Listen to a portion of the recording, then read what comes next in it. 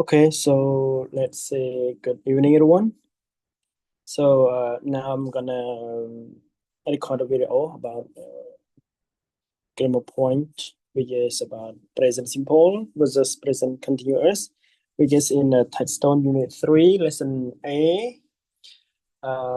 So I hope that this video gonna help you better understand about the lesson. Uh, Again, I'm gonna tell you more about the use of present simple and example, as well as present continuous and some example about it. And then we're gonna practice do it exercise together. So now to save time, we're gonna start now. We're gonna start from present simple. Okay, jadiយើងចាប់ផ្ដើមជាមួយនឹងការប្រើប្រាស់ present simple មុនណាចឹងpresent simple ទីមួយយើងនិយាយអំពីការប្រើប្រាស់វាបន្តិចណា So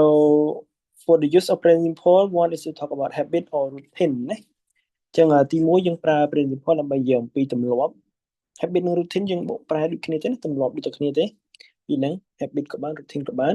តែជាទូទៅនៅពេលដែលយើងនិយាយពីទម្លាប់មានន័យថាសកម្មភាពដែលយើងធ្វើដដែលណានៅពេលតែទម្លាប់នេះគឺយើងទម្លាប់នៅក្នុងពេលបច្ចុប្បន្នណាទម្លាប់ដែលយើងធ្វើបច្ចុប្បន្នហើយជាទូទៅនៅពេលដែលយើងនិយាយពីទម្លាប់យើងតែងតែប្រើពាក្យគេហៅថា frequency adverb ដូចជាពាក្យ always ណាជាធម្មalways ជាញឹកញយណា always តែងតែមានសកម្មភាពនោះគឺ 100% ណាគឺមានពាក្យ usually ភាគរយវាតិចជាង always ណាជាធម្មតាឬក៏យើងភាគរយដែលយើងប្រើអាចថាទៅ around 90% ណាអាច 90% ដែលយើងប្រើ usually often ជារឿយយើងភាពញឹកញយវាអាចទៅ we can say it around 60% or 50% ណាអាច50-60% sometimes it gonna be around 30% ណា or between that and sometimes យើងជួនកាលហើយពាក្យ sometimes ទៅតែមាន s ណា always ក៏ដូចគ្នាទៅតែមាន s ពាក្យហ្នឹង and hardly ever យើងបកមកថាកម្រអញ្ចឹងភាគរយដែលកាត់ឡើងគឺអាចថាតិចណាខ្ទង់ចន្លោះ yeah around 5 or 10% 5% and never មានសកម្មភាពដែលកាត់ឡើងទេអញ្ចឹង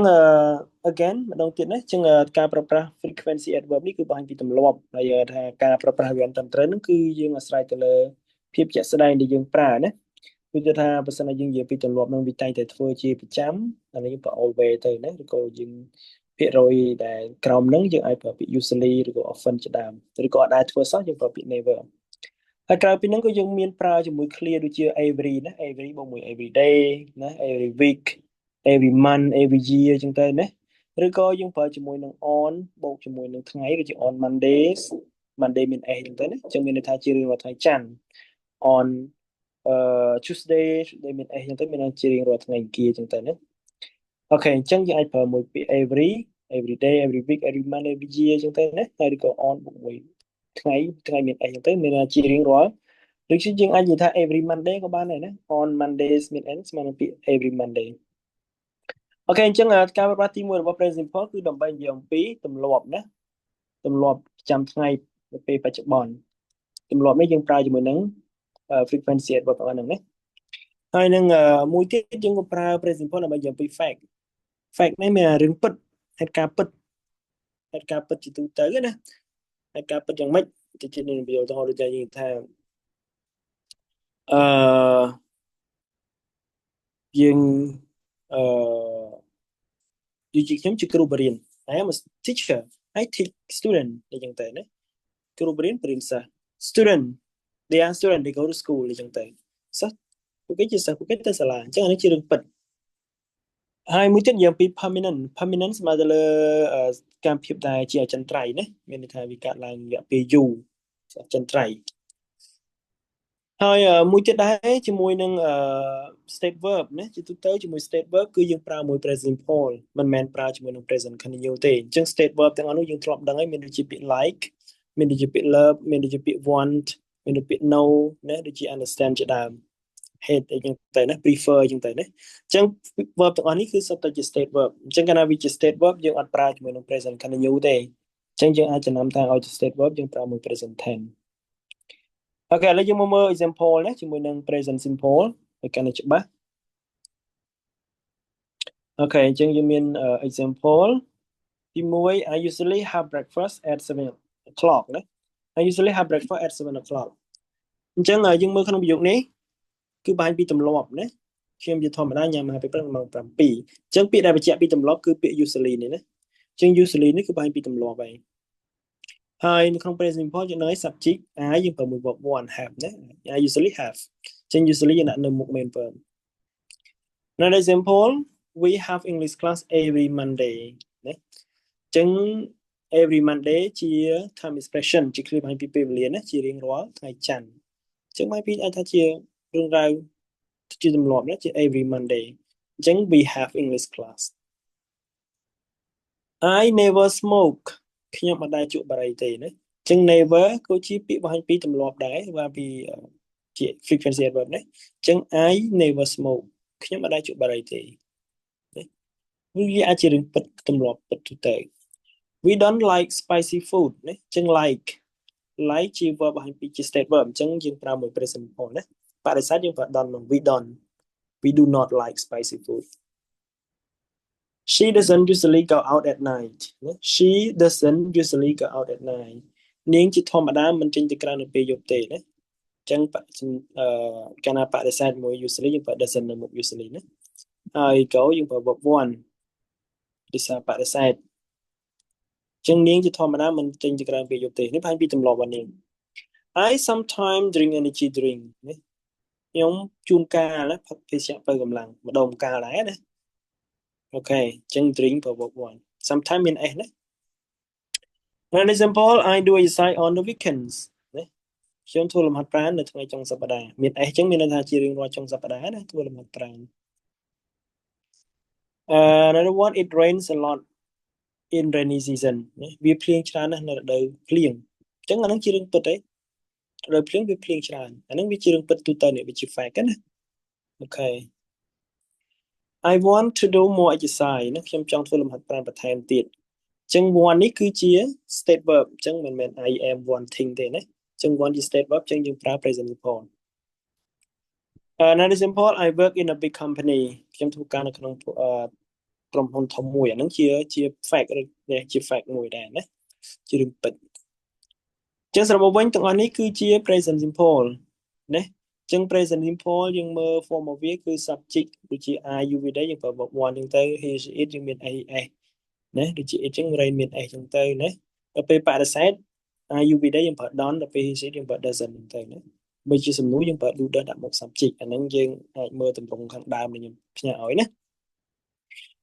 អូខេឥឡូវនេះជាការ present simple ឥឡូវយើង move ទៅ present continue ម្ដង so present continue is used to talk about things that are happening now ណាអញ្ចឹងយើងប្រើ present continue ដើម្បីនិយាយពីរឿងរ៉ាវដែលកំពុងកើតឡើងនៅពេលបច្ចុប្បន្នពេលដែលកំពុងនិយាយណាដូចជាទូទៅដើម្បីបង្ហាញថារឿងនឹងកំពុងកើតឡើងពេលនិយាយយើងប្រើពាក្យ now យើងប្រើពាក្យ right now ឬក៏ at the moment ជាដើមណាអូខេហើយមួយទៀតយើងក៏អាចប្រើ present continue ដើម្បីនិយាយអំពីរឿងរ៉ាវដែលកើតឡើងកំឡុងពេលឥឡូវមានន័យថាកំឡុងពេលណាមួយណាដូចជាវាឬអាចថាជាពេលវេលាដែលបណ្ដោះអាសន្នណាមួយជាទូទៅយើងប្រើពាក្យដូចជា this week សប្តាហ៍នេះអូខេអញ្ចឹងសប្តាហ៍នេះវាចូលនៅក្នុងsomething that happening around now ហើយណាសប្តាហ៍នេះយើងអាចប្រើមួយ this month ណាខែនេះ this semester ឈុំមាសនេះណាឬក៏យើងអាចប្រើ this day សប្តាហ៍ថ្ងៃនេះអញ្ចឹងនេះស្មើលើសកម្មភាពដែលកំពុងកើតឡើងនៅពេលបច្ចុប្បន្នឬក៏ថាបណ្ដោះអាសន្នណាសកម្មភាពបណ្ដោះអាសន្នអញ្ចឹងជាមួយនឹងtime expression ទាំងអស់នេះយើងអាចប្រើជាមួយនឹង present continue ឬក៏យើងអាចចាំមួយទៀតជាមួយ verb ណាជាមួយ state verb យើងអាចប្រើមួយ present continue ទេដូចជាមិញហ្នឹងមាន like មាន love មាន hate មាន understand មាន want មាន know មាន prefer ហ្នឹងគឺយើងប្រើមួយ present simple អូខេឥឡូវយើងមើល example ណាដូចជា I am having breakfast with my friend now អូខេអញ្ចឹងខ្ញុំកំពុងញ៉ាំអាហារពេលព្រឹកជាមួយមិត្តភក្តិរបស់ខ្ញុំឥឡូវនេះអញ្ចឹងពាក្យ now នេះគឺបញ្ជាក់ថាសកម្មភាពនោះកំពុងកើតឡើងឥឡូវហ្នឹងណាអូខេអញ្ចឹង present continuous យើងនេះ subject plus to be បូកមួយ verb ing អញ្ចឹង I យើងប្រើមួយ am I am មក having លុប be ហើយ time ing we are studying English right now ឥឡូវនេះយើងកំពុងរៀនភាសាអង់គ្លេសណាអញ្ចឹង right now at the moment she is cooking នៅខណៈពេលនេះនាងកំពុងចម្អិនម្ហូបអញ្ចឹងបើសិនជាយើងដាក់ clear at the moment នៅមុខយើងមាន comma ប៉ុណ្ណាប៉ុន្តែយើងអាចដាក់ក្រោយក៏បានដែរយើងអាចមានជំរឿនមួយទៀត she is cooking at the moment ក៏យើងដាក់ comma ទេណា ขณะเป็นนิดนึงกับปงจุบันมาจังยิงเหยียงปีการพิบได้การล้างขณะเป็นกับปงใหญ่จังแต่ I'm not eating enough vegetable this week สัปดาห์นี้ខ្ញុំមិនញ៉ាំបន្លែគ្រប់គ្រាន់ទេអានេះយើងនិយាយអំពីលក្ខណៈបែបបណ្ដោះអាសន្នណាក្នុងកំឡុងសប្តាហ៍នេះយើងញ៉ាំខ្ញុំញ៉ាំបន្លែអត់គ្រប់គ្រាន់ទេញ៉ាំតិចចឹងទៅណា My family is eating a lot of healthy food this day សប្តាហ៍នេះណាគ្រួសាររបស់ខ្ញុំកំពុងញ៉ាំអាហារដែលមានផាសុកភាពអាហារល្អចំពោះសុខភាពច្រើនណាសប្តាហ៍នេះ this day ណាសប្តាហ៍នេះចឹងពីមុនមកអាចអត់ល្អតែបច្ចុប្បន្ននេះកំពុងថ្មីហ្នឹងណាគឺញ៉ាំអាហារដែលផ្ដល់សុខភាពល្អច្រើនមានបន្លែត្រីសាច់ចឹងទៅបន្លែឈើ I usually go to school by motorbike but today I am taking a bus បន្តមកទៀតណាខ្ញុំជាធម្មតានេះជាធម្មតា go នេះ present simple ណាខ្ញុំជាធម្មតាទៅសាលាដូចជាម៉ូតូ but today I am taking a bus ប៉ុន្តែថ្ងៃនេះខ្ញុំជិះឡានក្រុងអញ្ចឹងយើងនិយាយពីទម្លាប់ទូទៅយើងប្រើ present simple ប៉ុន្តែគឺលក្ខណៈបណ្ដោះអាសន្នយើងប្រើ present continuous but today I'm taking a bus អូខេអញ្ចឹងនេះគឺជាឧទាហរណ៍របស់ present continuous អញ្ចឹងទី1យើងស្គាល់ form ណា subject បូកមួយ to be បូកមួយ verb ing I យើងប្រើមួយ I am we are you are អីចឹងណា we are ចឹងទៅ he she it យើងប្រើមួយ is ឬបដិសេធយើងប្រើ isn't am not អីចឹងទៅណាអាហ្នឹងទៅតាម subject គ្រួសារមួយយើងប្រើ is ណា my family is អូខេអញ្ចឹងយើង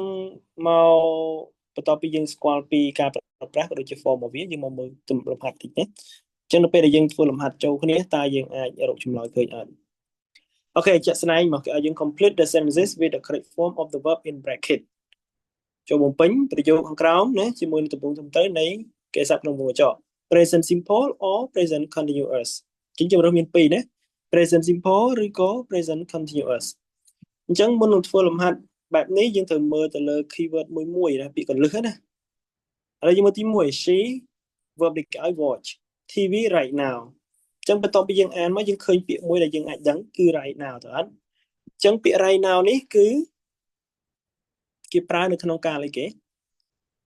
present continuous ដែលបញ្ជាក់ថាកំពុងកើតឡើងពេលឥឡូវអញ្ចឹងយើងដឹងបាត់ហើយ right now present continuous អញ្ចឹងយើងប្រើមក she យើងប្រើមួយ to be អី she is watching right so the answer is she is watching TV right now present continuous number 2 we usually eat dinner at 7 p.m. 7 p.m. 7 in the evening ណាបាទល្ងាចអញ្ចឹងបន្ទាប់ពីយើងអានប្រយោគនេះយើងឃើញពាក្យអីគេដែលពួកចាប់អារម្មណ៍គឺ usually បាទ we usually គឺជាពាក្យបង្ហាញពីទម្លាប់ present simple ណាអញ្ចឹងមក present simple we យើងប្រើ verb 1អញ្ចឹង eat នៅតែ eat ដែរមកណា we usually eat dinner at 7 p.m. 3 my dad work in a bank but today he work from home អូខេឥឡូវយើងសាកគិតទីមើលថាតើយើងបំពេញមួយកាលអីគេ My dad work in a bank នេះជារឿងពិតជា present simple ណា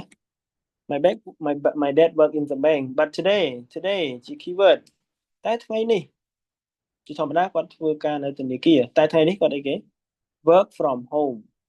អញ្ចឹងបណ្ដោះអាសន្នណានេះជារឿងបណ្ដោះអាសន្នទេទម្លាប់គាត់ទូទៅធ្វើការនៅ bank ប៉ុន្តែ today ជាបណ្ដោះអាសន្នគឺគាត់ធ្វើការនៅ home so today he is working right he is working from home number 4 look the bird in the sky ចាំមើលណបាក់សីអស់នៅលើអាកាសលើមេឃហ្នឹងណា in the sky អញ្ចឹង look គឺបង្ហាញជាពី keyword មួយ look នេះគឺបង្ហាញពីសកម្មភាពដែលកំពុងកើតឡើងណាមើលណអញ្ចឹងសកម្មភាពហ្នឹងកើតឡើងកំពុងកើតឡើងអញ្ចឹងយើងប្រើជា present continuous អញ្ចឹង bird មាន s ជា plural អញ្ចឹងយើងប្រើ to be are ណា the bird are flying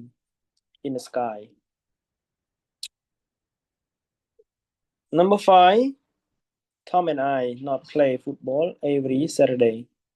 ចឹងយើងសាកអានតិចមកពាក្យណាជា keyword ពាក្យណាជាពាក្យដែលអាចប្រាប់យើងថាយើងជ្រើសរើសកាលបានគឺពាក្យ every Saturday right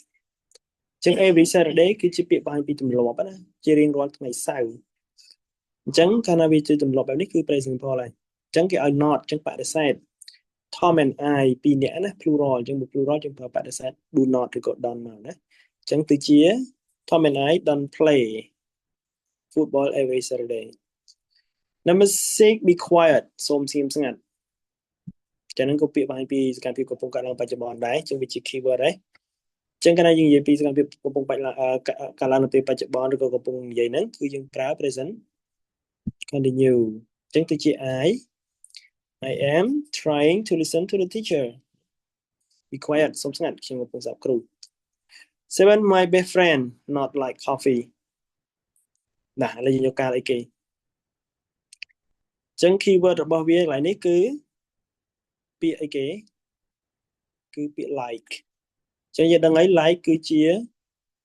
state verb ចឹង like มันអាចប្រើមួយ present continue បានទេណា like យើងប្រើបានតែ present simple ទេចឹង not បដិសេធចឹងយើងមើលថាតើយើងប្រើអី don't ឬក៏ doesn't my best friend ហ្នឹងម្នាក់ចឹងយើងប្រើជាមួយនឹង doesn't my best friend doesn't like coffee number 8សំណួរណា where you go at the moment ពាក្យណាជា keyword គឺ at the moment ខណៈពេលនេះ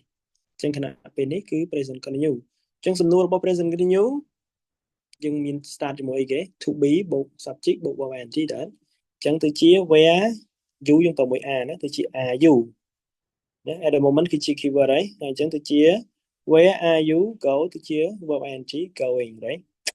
where are you going at the moment តើបងទៅណាពេលនេះបងទៅណា number 9 they always take the bus to school ចឹងពាក្យណាជា keyword របស់វាពាក្យដែលជា keyword គឺ always នេះចឹង always នេះមកឲ្យពីទម្លាប់ចឹងគាត់ថាទម្លាប់គឺ present simple ហើយចឹង they plus verb 1ណាចឹងទៅជា they always take the bus to school ចុងក្រោយ it rain a lot in winter ចឹងអានេះជារឿងពិតទូទៅណារដូវរងាគឺវាភ្លៀងច្រើនចឹងទៅជា it rains rain ថែម s ណាដោយសារប្រធាន it yeah ចឹង it rains a lot in winter ដល់ពេល but today ប៉ុន្តែថ្ងៃនេះអាហ្នឹងជារឿងបន្តអសន្នវិញហើយជាធម្មតាឲ្យតែរដូវរងាហ្នឹងវាភ្លៀងច្រើនប៉ុន្តែដល់ថ្ងៃនេះថ្ងៃហ្នឹងស្រាប់តែមេឃបើកថ្ងៃខ្លាំងអីចឹងទៅចឹង today the sun is shining ណា shining ចឹងដោយសារនេះជារឿងបន្តអសន្នថ្ងៃនេះវាខុសពីធម្មតាណាបើធម្មតាទម្លាប់ធម្មតា present simple តែវាខុសផ្ទុយពីធម្មតាគឺ present continue ដូចយ៉ាងខាងលើលេខ3មិញណា My dad works in a bank but today he is working from home អូខេអញ្ចឹងនេះគឺជាលំហាត់បញ្ចប់ចាប់ទៅយើងមានលំហាត់ក្នុងសភៅ workbook យើងច្រើនទៀតណាអញ្ចឹងសង្ឃឹមថាវីដេអូនេះនឹងជួយយើងយល់កាន់តែច្បាស់អញ្ចឹងមុនធ្វើលំហាត់សូមរកមើល keyword មួយជាពិសេស time expression ណាតើវាបង្ហាញពីកាលអីអូខេអរគុណច្រើនអញ្ចឹងយើងមានប៉ុណ្្នឹងទេសម្រាប់វីដេអូនេះ Thank you